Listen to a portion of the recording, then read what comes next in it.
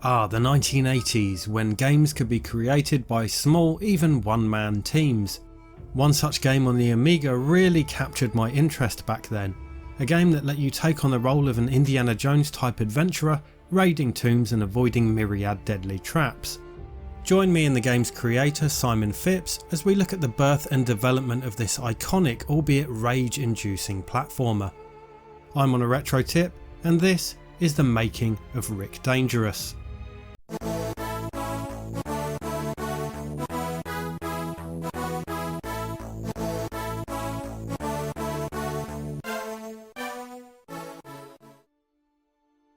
Simon had experience with making games long before core design was formed. In fact, his interest in both art and computers started at a young age. I've been one of those kids who was good at everything but sports, so I've always had kind of like maths and sciencey kind of background, but I'd always wanted to draw. So from being as small as I could ever remember, I was kind of like fascinated with watching Tom and Jerry cartoons and all that kind of stuff. So I was always drawing. The moment I could pick up a pen, I was doing it.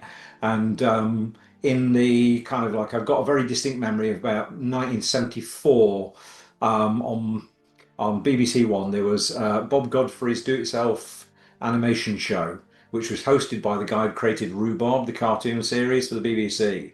And it was about 6 weeks, and he was just showing you how you could make your own cartoons and things. And I was like in there, and I can distinctly remember watching the episode with Terry Gilliam from the Pythons coming on and showing you how you could do cutout animation. And I was just like, this is made by people. I draw pictures. I'd love to make cartoons. Don't know how to do it and everything, but always had sort of like aspirations to do that.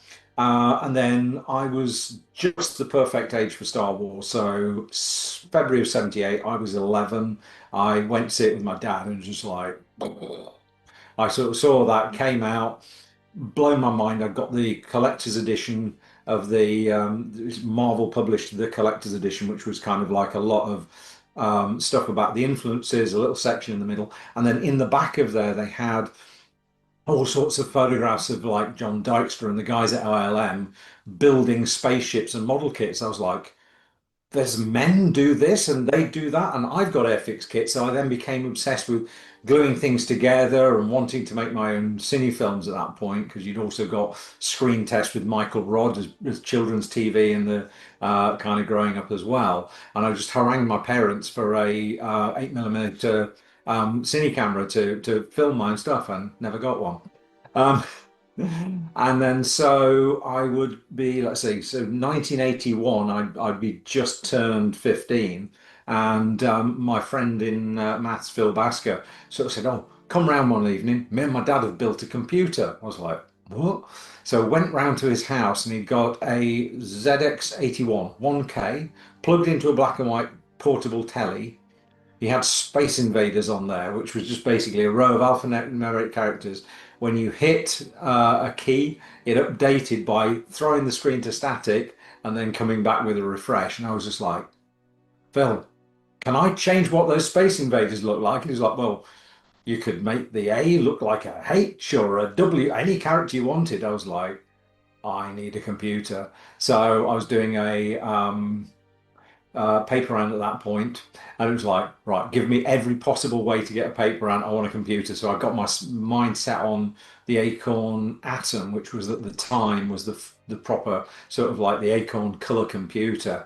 But I was just fascinated that playing around with the Commodore PETs as well at the at school on the lunchtime and everything, and just doing everything that I could do. And so my 16th birthday, the BBC Micro was just about to come out, and actually I got mine literally on my birthday, age 16, BBC Model A. My parents went, "Look, you want to get the Acorn Atom? We'll throw some money in so you can go to the new BBC Model A." And I was like, fantastic. And from that point, it was, I can put colors on the screen and I can draw art on a screen, where I'd spent hours as a kid trying to, copy the Stan Lee drawings of Spider-Man and all this lot, and then trying to color in with by pulling out the felt tip pen insides, and never happy that you couldn't get solid colors or anything like that. And so once you have a computer and you just go, I want to make it this shape and I want it red and I can do it with math. I then just got in there and my mum was like, hope you're not going to spend all your time playing games. It's like, why would I play games? I want to make stuff. So of course you start making art, making it move. The next thing is I'll put a key in to move things around the screen. I was playing in the arcades, and then it was like, okay, then what can I do? So I taught myself how to write BASIC, wrote like Pac-Man, Lander, and things like that. And that just kept on going. So I just sort of taught myself. And then the great thing about the BBC Micro was the fact that you didn't just have BASIC that you could write, you could actually inline within your BASIC create assembly code as well. So I realized my step from controlling little single color characters around the screen and doing all the stuff was to then write some machine code to allow me to plot actual color pixels in, multicolor sprites. So I wrote a sprite routine and then started playing around with that. And then one of my school friends, Stu Gregg, used to come around on an evening, probably because I had a computer, to be honest, and was like, "What's that you're making?" I was like, "Well, I'd seen, I think it was Jetpack on the Spectrum on a friend's machine or something like that." I was like, "Oh, I could make a game with a jetpack in it." So I had a little guy flying backwards and forwards across the screen. I couldn't figure out how to scroll the screen like they did in Planetoid, and it still probably would bend my brain trying to work it out now. But it was a little static game where you had to get a guy from one side of the screen to the other, pick up some fuel, drop it off at a little UFO, and keep going. And Stu was like, "Why don't you send this in to someone?" I was like, "Oh, really?" I was like, "Yeah, yeah." So I put it on a tape, sent it off to ANF Software and Micropower up in Leeds.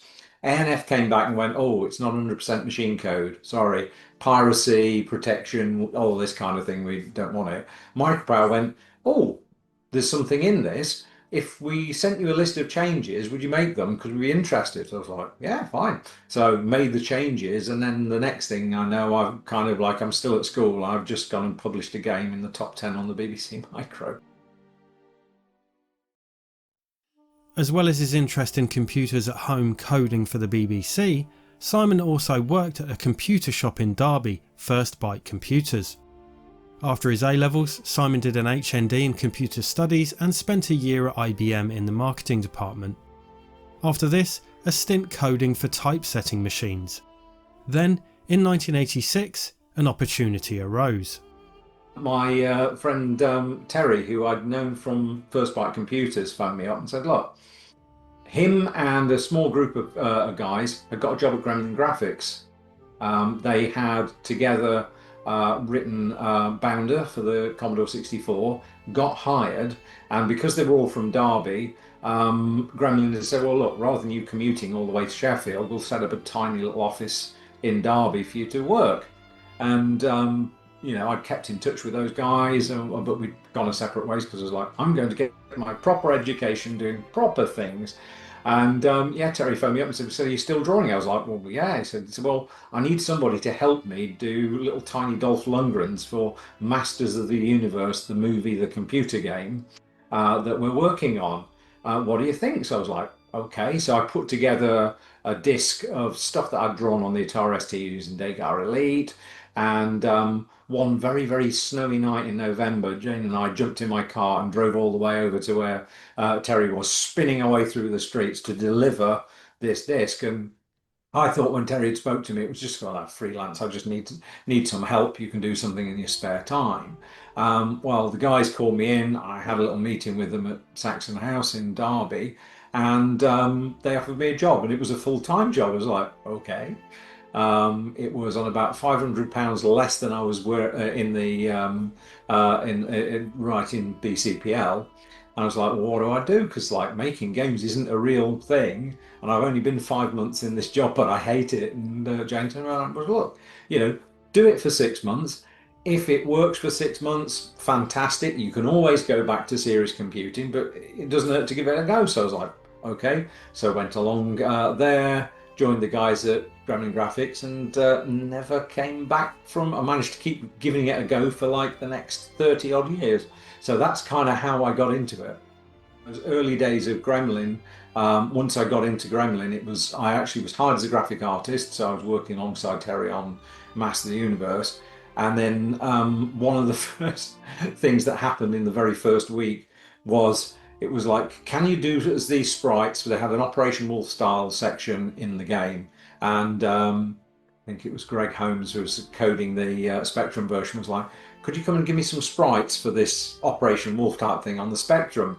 So I go over to the Spectrum art package with the rubber keys, and I'm just like, I just wanted to throw the thing into the car park, and I managed to get to them. I was like, I'm sure I can do this better.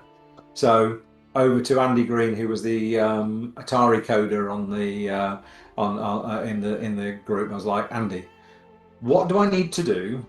Because I've never been very good at hardware manuals. Hardware manuals just blow my brain. But once I've got the logic, I'm there. It's like, what do I need to do to just to switch everything off on the Atari so I can use it? And it's like, oh, here you go. Here's 12 lines of code. You switch this off, switch this off, and basically the Atari just becomes this huge block of memory that you can do anything with it. I was like, excellent. So the first thing I did was wrote a converter which allowed me to draw all of my sprites in OCP Art Studio on the Atari, and then save it out into a common kind of I think it's neochrome format, and then just basically press a button and output whatever format of graphics I needed for the Spectrum for the Amstrad. I just drew black and white graphics and a black and white mask for the Spectrum, put those two things into my converter, bump, there you go, Greg. I never have to touch a rubber keyboard again. Bump, there you go. Never have to touch an Amstrad package again. So that was kind of my route into coding. And then during those early days in Gremlin, everybody in their spare time was building another game.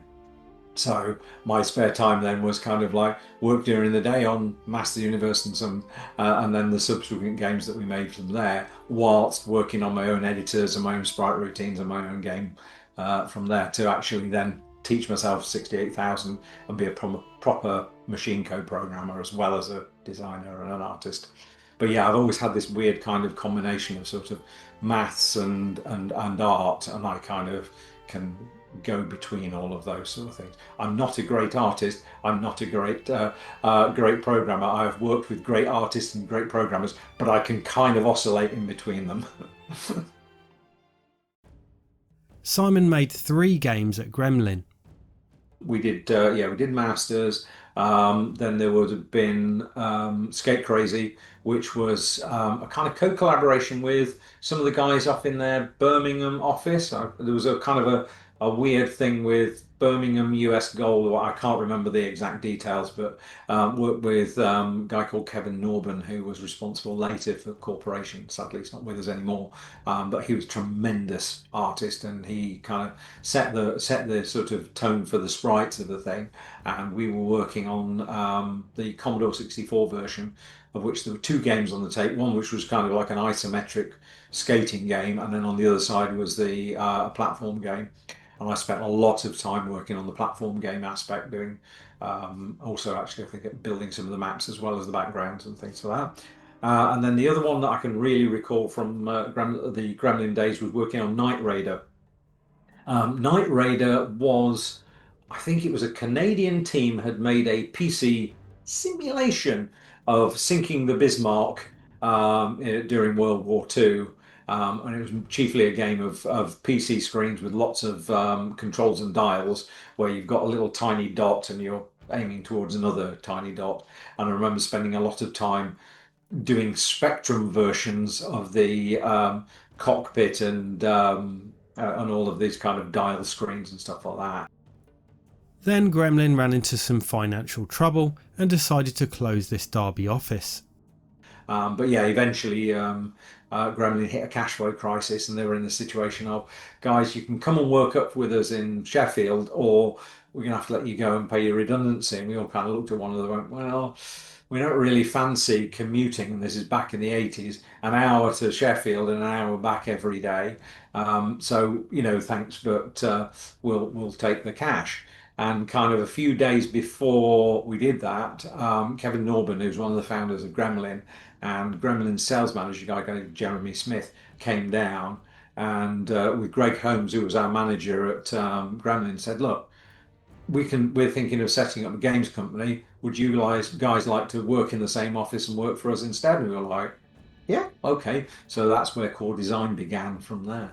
And so by that time, I'd gotten proficient enough at coding that then, as Core kicked off, I was able to actually be one of the myself and Andy Green were then their kind of Atari and Amiga programmers for the two little teams that we had in the office.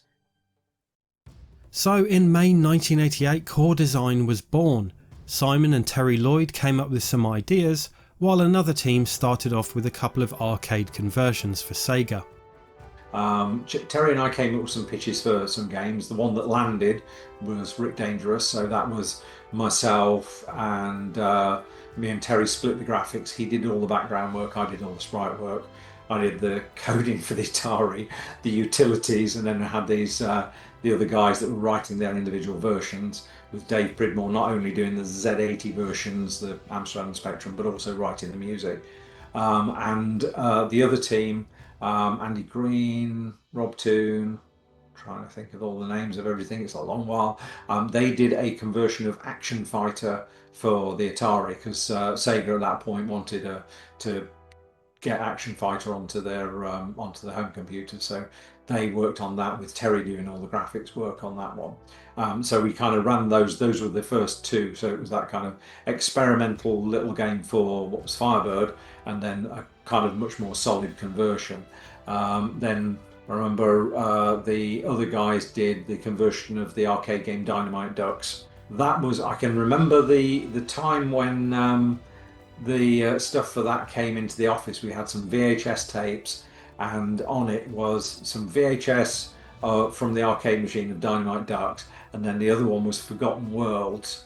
And we were just watching the Forgotten Worlds stuff, and the amount of crap that machine was throwing around, we were just like, how is anyone ever going to be able to do this for home computers? Thankfully, they didn't ask us, but they asked us to do Dynamite Ducks. So we actually had the Dynamite Ducks arcade game in the office, and basically Terry spent days playing it and literally sitting there looking over and going, okay, it looks like this, because we didn't have sprite sheets or any kind of inside of this. It was just play it, figure out what it was. No source code, no nothing for the guys. They just had to figure it all out by just literally playing the machine and making their version of it. So that was the thing.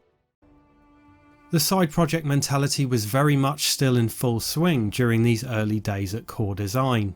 But yeah, back in those early days, almost everyone had a side project they were working on. Terry and some of the guys working on Axel's Magic Hammer by Gremlin and stuff like that kind of thing.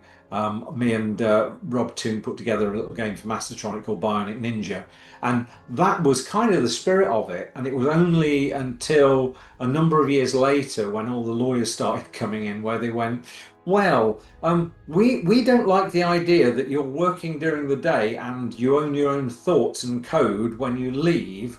So we'll give you a contract, which means that if you come up with anything during your employ that is pertaining to video games, we own it.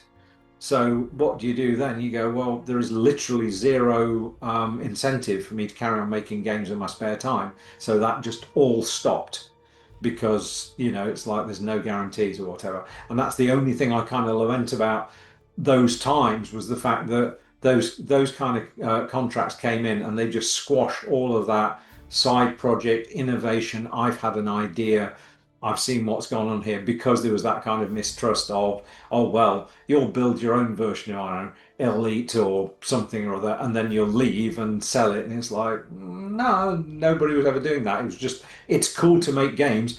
There aren't enough hours in the day, or enough. Well, I haven't got enough time to make just one game. I want to make two or three, or even work on something that is beyond the one that I'm working on and stuff. And sadly, yeah, I'd say that kind of just got its knees cut from out of it. games eventually got too big for one person to develop. I say games did get bigger. So as Core kind of progressed on, there was a situation where kind of like several games in, it was like, well, sometimes the game is so big you can't actually code it, design it, and draw it anymore. But in 1989 there were still games being almost wholly developed by one person, and Simon was creating two of them almost simultaneously. One was Switchblade. It was the game that I started writing for myself at home whilst I was at Gremlin, before Gremlin became Core, because I was kind of like written the utilities at work, and then it was like, okay, I was kind of inspired by Underworld on the Spectrum, that whole idea of a big wide-ranging map where you could go anywhere. So I started writing an editor which would allow me to do a flick screen game. I was inspired by the Spectrum game Ranorama, which was Houston maybe, which allowed you to blank off, well, it blanked off areas of the screen. So you had that situation where you could come down the left-hand side of the screen, but you couldn't see what was on the right-hand side until you kind of double back and came round, because that was always the thing about big scrolling platform games, was the fact that you could always see parts of the level that you never got to. With this one, I wanted to sense discovery, so I wrote a system where I basically have like 4 sections of the screen by just coding the blocks, which would switch on and unlock as you went around, and then wrote a platforming game.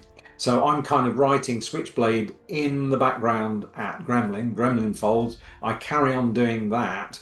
And so what happened was I was writing code during the day on Rick Dangerous and stuff, and my coding was like getting better and better because you're just going around the cycle.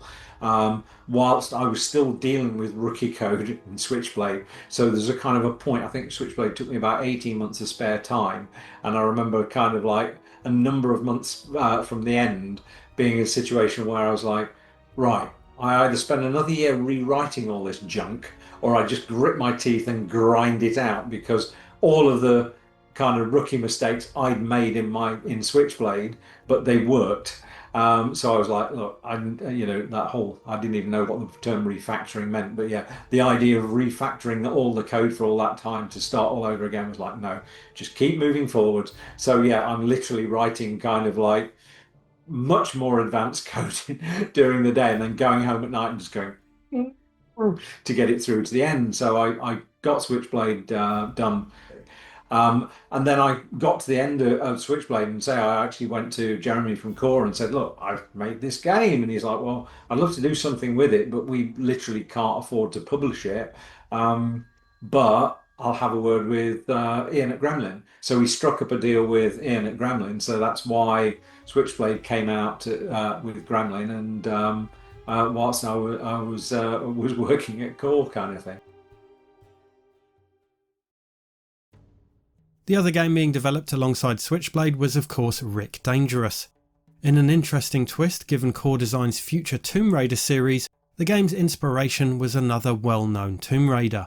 Me and Terry came up with the idea for Rick, was just basically going through one Tuesday afternoon when we knew Core was a thing, sit in the office going, what's not been done for a long while? Black Tiger had just come out by Capcom, so we're like, that Swords and Sorcery off the table. And we started just kind of coming up with ideas, and we were like, yeah, it was Pitfall. And you know what hasn't been done before? A proper Indiana Jones game that represented that scene in the first movie, he was running away from traps. Because you had like kind of the arcade machines. I think there was maybe an indie computer game around about that time, but nothing's ever seemed to be, here's a rolling boulder and a load of spikes coming at you. So it was like, I'm sure we can do this. The inspiration for Rick's name came from a beloved British comedy duo. Actually, I discovered that many years later that I'd probably stolen Rick Dangerous from Aid Edmondson and Rick Mail, because they had a thing on Saturday Live, I think it was on Channel 4, where they did Rick and Vivian Dangerous, the Dangerous Brothers, and I think that had stuck. Simon created a design document outlining every aspect of the game's design and gameplay. A link to his website is below if you'd like to check it out in detail. I think it was A2 sheets of paper on a big kind of probably even flip chart paper, and literally start going, this is what it's going to be. Here's a drawing, la la la la la. He does this, he does that, and so and so. And we convinced somebody in 1988 with those three pieces of paper to pay us lots of money to make it. So yeah, kind of like having had to pay, kind of like pitch it like Electronic Arts, and then this one, which is I made this, but that's where it all started, and it was literally those little scribbles, including the badly drawn emulation of the Indiana Jones font at the top of the top of the page there. The characters in the game, including Rick himself, have a signature stubby appearance. The look of the characters was I'd seen Joe Blade on the Spectrum, which had some little tiny squishy characters in a screenshot in a magazine. I thought, hey, that's kind of cool. So I drew based on that. Other influences, there's an Argentinian cartoonist called Mordillo, who back in the 70s, if you ever went into a record shop like Woolworths or Athena, would have huge prints on those big sort of racks of posters of like things like giant cartoon galleons with hundreds of tiny little men all climbing all over them and everything. I always thought they were quite fascinating. So I think that kind of permeated into my brain as well. And it's sort of that. But yeah, it was a screenshot of Joe Blade on the Spectrum that made me think, oh, that's kind of neat. Let's draw it that way with this kind of squishy, fat sort of kind of character. And then he ended up on the box art looking completely different. The game would have a film styling, again paying homage to Indiana Jones, with film cells in the title screen and level introductions. It was a nod to those 1930s cliffhangers. In fact, actually on the Atari, I think if you press the space bar, you can put it into black and white mode as well. And stuff. But yeah, it was really played into it. And in fact, the music on the title on the first screen is that plinky plonky kind of silent movie piano kind of stuff. Simon did most of the development himself on the Atari ST, with colleague Terry Lloyd creating the backgrounds and Rob Toon created the level design tool. Terry was building the. I was designing the sprite art. Terry was designing the characters for the backgrounds, and then we had an editor on the Commodore 64, which allowed you to take a character set of 256 characters and put them into 4x4 blocks, so you could define, yeah, little arrays of 4x4, and then you could then use those in a map to create a map from there. So it allowed you to create much bigger maps without having to place individual characters. And then say that editor would have been written, I believe, by Rob Toon, and we had Bob Churchill who joined as a designer. So it was mainly Rob and Bob that were working on it. I think I may have had quite a bit of a hand on a few of the key bits where it's like, oh, we need to make it work like this, but then let those guys go completely free reign with it and develop it up. I can't quite remember the deal, but it was the great part was the two of those guys kind of working together. Simon's design document outlines most of the concept. Rick would be equipped with 3 weapons, a stick for stunning enemies, a gun to shoot them, and dynamite to blow up enemies or obstacles. As we can see from the design document, the levels were always planned to be arranged vertically. The key aspect of the game was the traps. Starting the first level with the Indiana Jones style boulder was a stroke of genius, providing not only a wonderful set piece to kickstart the action, but also establishing the core of the game, avoiding traps. But this wasn't the first level they created. One of the things we did with Rick was we made the second level first, because one of the things that I'd learned from previous games was you get very, very sick of the first level because it's the thing that stays on the screen for the longest, and you end up making it too damned hard. So I was like, well, let's do the Egyptian level, which is the second level, and then we strip back to become the tutorial level for the thing, and we won't get sick of that first level. So we did that, and we were about halfway through it, and so that's Rob Toon and Bob Churchill were working on the design for the for the maps. And there was one room about halfway through the Egyptian level where they were like, right, and we've got this, they were demonstrating and going, right, so you drop down here, then you jump up twice, then you jump over here, then back, and then when the blow dart is on its like seventh pass, you can then do da da da da da and get over it. And I was like, how the hell is anybody going to figure it out? It's easy. I was like, no, you've shown me it, I can't do it. So how the hell is anybody who doesn't know, has got no exposure to it, ever going to figure this out? And we kind of had a little bit of us kind of thinking like, yeah, I suppose you're right, and fixed it. And it is so true. And that conversation goes all the way through games, all the way through, sort of like I've sat in many years later in Harry Potter, watching some 10-year-old girl sat in front of a screen of an inventory screen for 45 minutes and not know how to exit the inventory screen, despite the fact that how to exit was put at the top left-hand side of the screen and never moved. And it's those kind of things, because when you're making the games, you're compensating for glitches, inconsistencies, frame rate drops, you name it. And that muscle memory kicks in and you can get through perfectly and make it look like easy. And then you put an ordinary person who hasn't got any of this insider knowledge and they are dead or stuck within minutes. And it's really, really tricky to try and see the game through fresh eyes every time. Although there were numerous traps in the game, 74 different enemies and traps in total, they would all follow the same rules. And I had an idea for a way of doing the traps that would allow us to get a load of variety. And it was very simple. It was like, you have a sprite that's on the screen. It can be it had an animation table that would, that it would go with its animation. It had a movement table that it would execute. And then it had a trigger on the screen. The trigger was looking out for whether Rick entered it, whether a bullet entered it, whether a stick entered it, or the dynamite. And with that, every single trap, everything that isn't an enemy, could be done. And it was basically, I'd kind of come up with this idea. I was like, right, Terry, ask me, tell me an idea for a trap. Can I do it? Rolling boulder. Okay, then. So that's rolling according to this movement table and animating with this animation table. It triggers when what Rick appears on the screen, so we put it on the thing. Blow dart. There's a box on the screen that looks for Rick. It's invisible and harmless at the start. You enter the thing, it starts to move and follow this animation table that makes it visible, right? And just go all the way through. And we kind of convinced ourselves that we could do it. And so we built a whole game based on that. And the same principle applied to Rick's arsenal.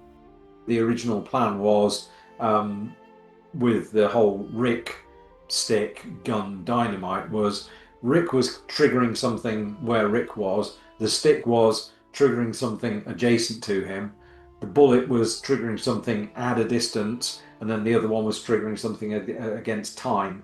So this was kind of like another kind of way to affect a trigger, sort of thing, because it was all about even blowing up the piles of rocks. Where there is an invisible trigger box next to the pile of rocks. You put some dynamite in there in that box. It then makes it non-collidable and goes through a little animation that ends at the pile of rocks, sort of thing. And that's why in the first one it was exactly the same code for that as it was for firing a blow dart or rolling a boulder. This made Rick Dangerous above anything a memory game. The thing that we didn't realise, and it's only in subsequent years, is it's kind of like that. What it turned into was this kind of muscle memory, reflex kind of. I know the pattern now. I just have to exit, almost like a beat matching game to some extent, because it was all about knowing what's coming up or whatever. But we were just literally making it all up on our own. If Rick Dangerous is famous for anything, it's for its steep difficulty, second only to that iconic death sound effect. Of course, this die and retry subgenre of platform game would later become hugely popular, with a recent influx of games like Super Meat Boy. At the time, the unfairness of the traps and need to meticulously memorise the levels was a hard pill to swallow for many. we literally didn't know what we were making. We'd come from the arcades where it was, one hit deaths. That's what you did. Manic Miner, you bump into something, you die. That's what you did. Well, say one of the things we hadn't estimated was, of course, when you look at something like Jet Set Willy, Manic Miner, or whatever, all of those kind of classic games, you would go onto a screen and everything would be moving according to a predictable pattern, up, down, or whatever. So the whole thing was, I will move to this point, wait for it to come to the thing, and then jump over. And it was all consistent. Our stuff was coming at you left, right, and centre out of nowhere, and sometimes criminally, because in our naivety, totally inconsistent. I'll go over to what looks like a bonus, stabbed in the head. Oh, thanks. And with no level select screen. And it's like, wow. But yeah, exactly. It was that kind of thing. And it was that kind of combination of the brutality of the arcade with this other mixture of we can do anything and throw anything at you. And it wasn't until years later that kind of the penny dropped for me was like why it worked, why it was also evil, and how we kind of just built it thinking we're just making a game, and it wasn't, we hadn't realized what we'd actually created until years later. Several aspects had to be cut from the game. One is the planned uses of what the design document calls the big stick. I think where did that one come from? Why it's a stick? I think it was that sort of thing of wanted to do a punch frame, but not too sure how you could do it. Plus, also it was you could poke sticks in holes. I think that's where that one came from. I mean, there was that sort of thing where you go, oh, maybe could you pole vault or whatever? Yeah, yeah, jab and vault or whatever. And it was like actually, yeah, in the original idea, yeah, the big stick was jabbing and vaulting. And of course, the point is that then when you have to start dealing with how many sprites on the line that you can do on the Commodore 64, suddenly the idea of having an extensively long stick is no, it goes to the extent of the sprite. Otherwise, we're in a big situation. Then we've got to do pole vaulting and then all of that kind of stuff. So that got dropped from the design. The design document also details an idea for what would happen when Rick dies. Yeah, it was kind of the idea that at the end of the thing, he'd get carried off in a stretcher, he'd be captured, and then have a situation where you'd have a number of doors where you could kind of go back into that were all kind of like a last chance to maybe kind of recover yourself. But that never got realised. But it is actually on one of the pages on the site. And several ideas for floor surfaces that didn't make it into the game. Crumbly floors, didn't get those in. Lava pits, well, kind of slippery floors, bouncy floors. Rick Dangerous is often remembered for its audio, which is curious for a game that had almost no music. There is no in-game music, but it has a very catchy jingle on the title screen.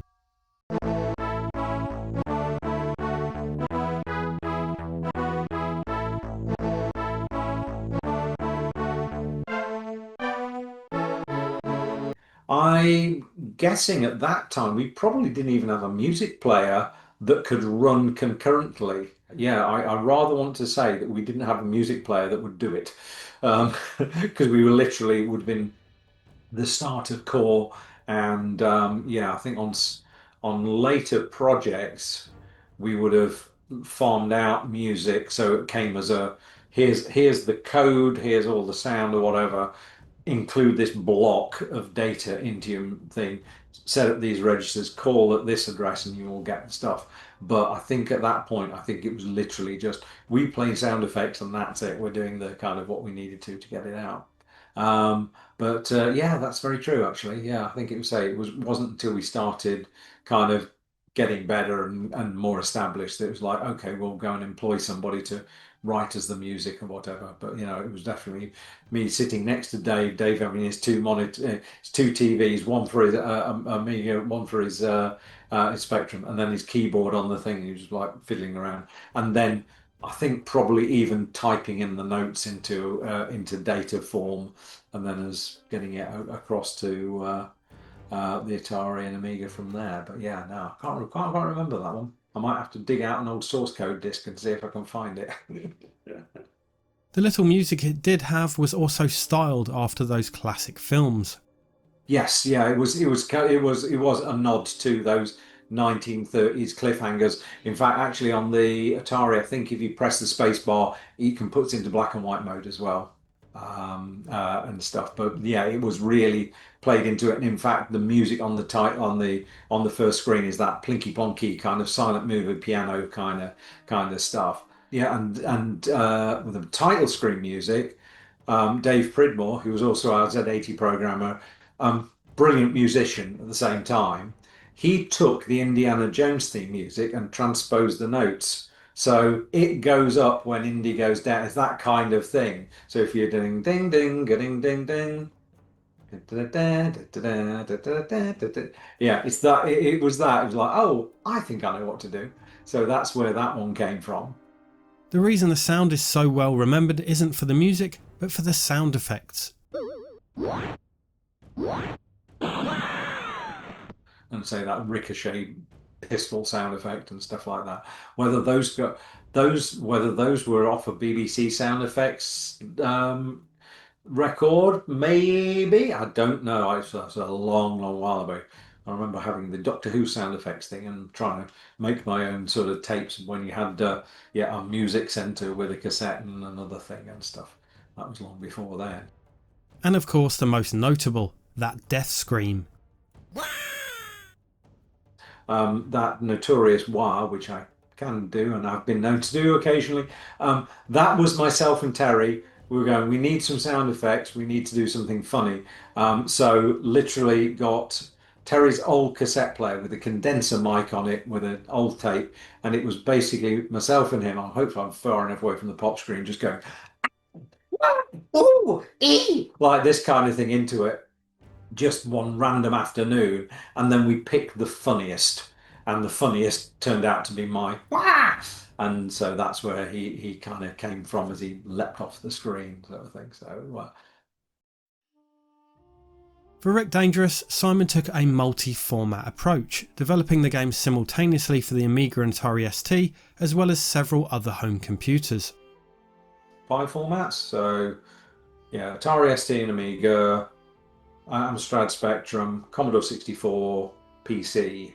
And then what we did was I was kind of like, how can we make the game so it will work on the most number of formats? Because when I was at Gremlin, the guys were just finishing up Jack the Nipper, I think Jack the Nipper 2, I think it was, and it was very evident that you were having to make basically 2 games. You had the Commodore 64 big 8-way scrolling one, and then the Spectrum flick screen one. I was like, well, we don't want to be building, 6 different sets of maps, 6 different games. This will kill us.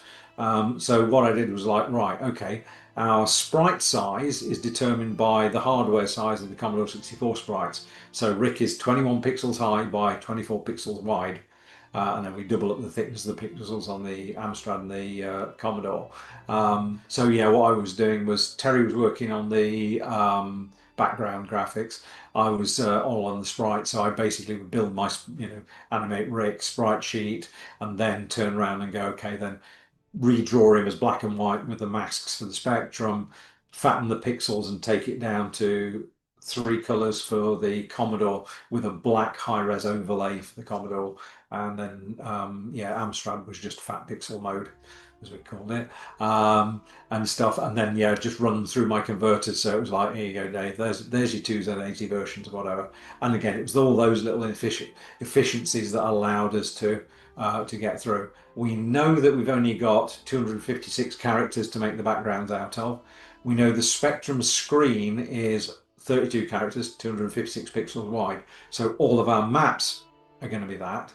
And then what we'll do is we'll flick screen on the machines that can't do anything more, and we'll vertically scroll on things like the Atari, the Amiga, and the Commodore, because we can either do that in software or hardware. So that was kind of a very conscious choice to limit all those options. So we only ended up having to write one, design one set of maps, and kind of script one set of traps and everything like that, try and keep everything as simple and as kind of fitting together. And that did enable us to turn around a game in 4 months. In all, development didn't take long, but there was a gap between the game's completion and its release. It was published in June 1989 by Firebird. But yeah, it was the first thing that Core did. So once we kind of like opened the doors, put the sign on the door, it was basically 4 months straight from start to finish. I think Microprose sort of, no, Firebird, wasn't it? It was the original was. They sat on it for quite a few months. And we were all kind of like, yeah, we were sort of holding on to it and everything. So I think we finished sort of late 88 and then the game was released in mid 89. But it was kind of unprecedented. Normally you do something and it would come out scorching out within weeks. And I think there's the biggest delay I think I've ever had on a project ever. Normally stuff was like blitzing out the door anyway. The game's rather cool box art was more Indiana Jones than Rick Dangerous, presumably created by someone for Firebird. Almost like if Keanu Reeves was cast as Indy. Say with Rick, we got this test box came through and we're like, okay, right, this isn't the guy of the game, but I guess they know what they're doing. I hadn't appreciated how sophisticated that box art was until I went to repaint it a few months ago, kind of thing. It was kind of a fun wheeze, kind of delving in there and discovering how actually, when back in the 80s, whoever it was that painted it, how much work he put into it. So it was kind of quite humbling as well, kind of looking at it and going, you did that with an airbrush? Okay, right, cool. So. The game included a double-sided poster with one side depicting an artistic rendition of Rick and the other featuring much of Simon's original design document and initial drawings. It also included a mini comic book created by Ian Gibson, a comic book artist known for his work for 2000 AD. He worked on Judge Dredd and was the main artist on Robo Hunter. The really cool thing was they bundled it with the comic book, which was illustrated by Ian Gibson. They was legendary 2000 AD artist who Robo Hunter I absolutely loved as a kid. And then when we did Rick 2, they followed on. They actually, even it was because it was Firebird to Microprose, Microprose still clearly sought out the same artist and had the continuity. So it was always a really, really cool sort of thing. It's like, okay, they're inconsistent, but they're consistently inconsistent. So that's why we kept that in the game and they followed it with the box art. So yeah, no, it was really, really interesting.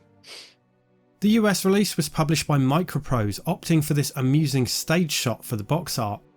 Its tagline was changed from the "Adventure starts here" to the inferior "Action, adventure, all that neat stuff." Simon has even reimagined the original game's box art in his own signature Rick style. Prints available on his website, linked below. Rick Dangerous was very well reviewed despite its crushing difficulty. I actually got like an archive of some LibreArch folders where I used to, when the games would come out, clip out all of the magazine articles, and I actually went through them a few months ago when I was tidying the loft and throwing a few bits and pieces away and seeing it. But the weird thing was, I can remember that it's on the shelves at WH Smith, it's on the shelves at Boots or whatever. But you're always thinking about the next game because that one's gone. If there's a good review, that's fine. But if there's a bad review, that's fine too. And listen to neither, because you'll go crazy. Either you'll be convinced of your own hype and won't do a good job on this next one, or you'll spiral into depression. So just acknowledge them and acknowledge that there's someone's position. Just, be reassured that you did the best that you could at the time with the tools, the team, the limits, or the hardware kind of thing. Otherwise, you go nuts. In 1990, a sequel was released, published by Microprose. This time Rick left his tomb raiding past behind him, becoming a spacefaring hero, taking on a new villain, the Fat Guy, introduced in Ian Gibson's comic that accompanied the first game. And then it was like, oh, actually, we can go forwards, do a sequel, make it all Flash Gordon, go widescreen effectively, more colours, give you the select and stuff. And he's kind of like in a Panavision, and the colours are a lot brighter and more colourful because it was like, okay, we'll do Flash Gordon, but we'll move along further into the sort of like CinemaScope widescreen era. And all the cartoons then broke from being the little sort of film cell to being a widescreen panoramic kind of view sort of thing. So there was a lot of conscious things in there. For this iteration, they managed to include several aspects that weren't possible to implement in the first game. because the whole thing with Rick 2 was a case of how do we go further with it, and it was like, what are all the things that we wish that we could do with traps. So it was things like, doing synchronous stuff, so you could, bring a lift, have more than one platform that you could stand on, and a platform that could move and move you, because in the original Rick, you could have things that would stand on you, but the moment they moved, they killed you. So we needed to resolve that problem of carrying you around and stuff. Then it was, synchronizing stuff, so things would wait until a particular point, and then kind of, so you could do complex things like that. All sorts of bits and pieces like that. So we kind of came up with a massive list and handed it all to Dave Bridmore and said, we need a system that does this. So Dave went away for a number of weeks and came back with a system and I think he got an editor as well, actually, at that point, which allowed it to do all of this insane stuff with all the data structures it supported. And it was like, it could do everything we asked for. But of course, being very, very memory conscious, and of course he was still working on the Spectrum and the Amstrad, so it was kind of logical. He had this kind of super brain for it, but also was so mindful of the fact that it still had to fit in a Spectrum. So all of the data was super compacted, so much so that when it came to writing the trap system, it was like, right, what's the most efficient way to do this? And as I say, on Rick 2, and it was basically several days where it was like, right, Dave, you've printed out your Z80 listing. I'm going to sit here with my 68,000. We will say that this register on 68,000 is the X, this is the Y, this is the your accumulator, I think, was it? Oh, yeah, XY or something like that kind of thing. And we will line by line go through your code and replicate it, so we can just take the data, put it in, and the Atari will interpret the same data with its registers and everything, but literally line by line go, because his solution was that complex and convoluted, none of us could figure out how it worked. Dave knew it was just this weird black box that was several reams of stuff, and it was like, you trust? He's got, because if you set this bit and that bit, this bit also means that this bit is set, which means that it will go up and down. It was that was kind of one of the things. So Dave, for a few days, was just moving around the office, going, right, start at the very top, and we all got it all working. So everything took one set of data again from the Spectrum and the Amstrad, and it worked across the board and could do all of these wondrous things like pausing, waiting for other things to happen and stuff. So that was one of the things in Rick 2. And then the other things that kind of added in Rick 2, the little speeder bike sections, that was a kind of request from Microprose saying, could you do something that was a bit different? And we're like, okay, we'll come up with a different way of doing that. And then the sliding of the dynamite, that was our producer Tim from Microprose said, oh, could you actually, if you push when you pull down, you give it a diagonal, you could actually slide it. It was like, can't see any reason why not. So we put it in, it worked, and so it allowed you to roll the dynamite along. Later, a demo called Rick Dangerous 2.5 was given away on the cover of the One magazine in January of 1991, but Rick never returned for a third outing. Simon is often contacted about the Rick Dangerous IP, but isn't sure who owns it now.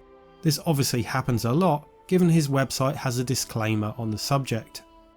I've not had it since I put that disclaimer up on the site, but for many years, hi, I'd like to make a version of Rick Dangerous 4, or do you know who I can talk to, because I want to make a version. I was like, I don't know, sort of thing. I was like, these incredibly talented people have made up things for the Game Boy Advance or whatever. I was like, as far as I know, it belonged to Core, and then Core got eaten by Eidos. Eidos got eaten by Square Enix, and then so possibly somewhere the bottom of a filing cabinet in a locked toilet somewhere in Square Enix's office is a little piece of paper that says Rick Dangerous sort of thing or whatever. But I was like, I can't give you anything.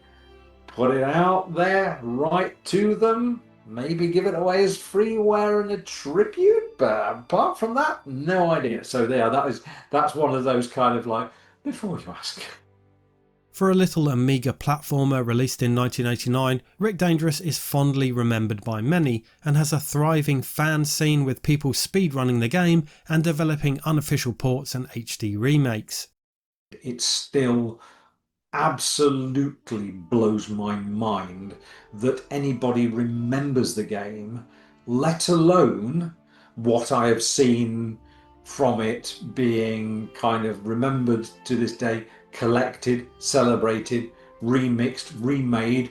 I mean, when I first saw it running in a browser a few years, over 10 years ago, it was like, what? Sort of thing and stuff. I've seen Game Boy Advance cartridges made of it and everything like that. It's been amazing. But it's wonderful that people are finding fun in it. You know, at the time of launch and fun that you didn't put in, finding new ways to break it as well. We always had a thing which was like, in the first hour, it will get 1 million hours of testing. So as much QA as we can ever do, we can never touch that. And then say, amazing that many, many years later, people are still finding fun in these things and new things as well. We hadn't realized what we'd actually created until years later. And say, it blows my mind that people remember it. And I'm so blessed to that kind of like all of the friendship and joy that's been shared as a result of it. One of the biggest and most moving things I think a few years ago was I got invited to little town of Spoleto in Italy to an Amiga event. Out of the blue, my friend Paolo contacted me, didn't know who he was, contacted me saying, Simon, we'd love to have you in Spoleto. Every year we do Passion Amiga, which is a little festival for the Amiga, and we'd love you to come along. I was like, okay. Went over there, and in this kind of town square, they hold this like a little kind of market, and there were Amiga fans from all the way around Italy had come to gather, and they were gathering as kind of like a little get together to catch up.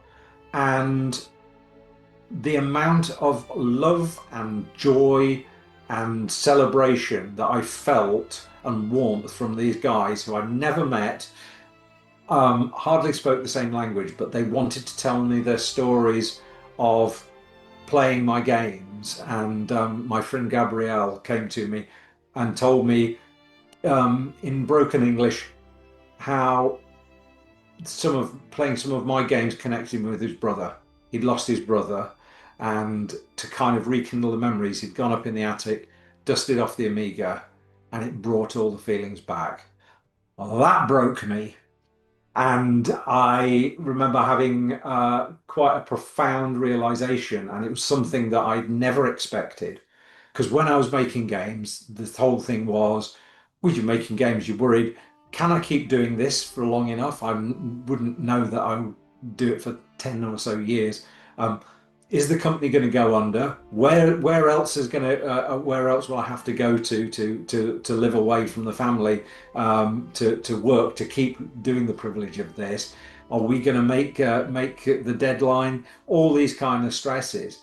And the one thing that I had the privilege of discovering in Italy, and it's a kind of a message that I've shared with my colleagues and I've put out to anybody who's making games, is the thing that you don't realize is that you're putting joy out into the world. Every single piece of code, every little line of pixel, every polygon, whatever, it's like a little bundle of joy. You're putting it out in the world, and you're putting it out there, sometimes to infuriate somebody and smash a TV, but mostly to make people happy and give people memories, people that you've never met. And the thing that I found, and it's giving me goosebumps talking about it, it always does, was that afternoon in Italy, I realized all of that joy that I'd seeded out in the world through the haze of all the anxieties and stresses of actually making these games. All of a sudden, it was coming back. And that love and that warmth and affection and sharing was just so profound, and something I'd never anticipated when I'd started, just because it was like, I like making stuff and I like cartoons and I want to get them on a screen. And so, yeah, that was kind of one of the things. I was, even as I was kind of wrapping up on the last game I worked to, I was like, look, I've just had this experience in Italy. I've got to tell you, this is more meaningful than you'll know. Right now, you're sick of what we're doing. You're terrified that this isn't going to work. But believe me, it's going to be something that's going to create a memory for somebody that they're going to treasure for the rest of their lives. And if they get a chance to tell you about it, but no, be assured that that's the thing. And it was quite, yeah, it was something utterly unexpected. It was like the whole universe just racketing back and hitting me square in the face with just joy. Yeah, and no, fantastic, sort of thing. And so that is one of those kind of things when looking at everyone who is still keeping the old games alive and celebrating them and everything like that kind of thing. It's amazing because it's something that none of us when we started ever thought or expected. For me, I was like, okay, the songs come out in the top 10, they're on vinyl, they'll eventually go on CD, they're on the radio, they'll come on to any whatever format over after CD comes along, but you'll always remember them. And movies the same, TV programs, but games, because they were tied to a specific piece of hardware, I always just thought, well, that hardware is going to be around for maybe 3 to 7 years. At the end of it, the hardware is going to go in the bin, the cassettes are going to be useless, but we had fun making them and they moved on. And so the fact that there is a whole army of people out there who are, keeping these memories alive, celebrating them, restoring the machines with loving care and preserving them is something we never anticipated. And opportunities to talk about this and actually, be able to say this to all the listeners of the podcast and everything, and put this out there. It's really appreciated because we really didn't expect it.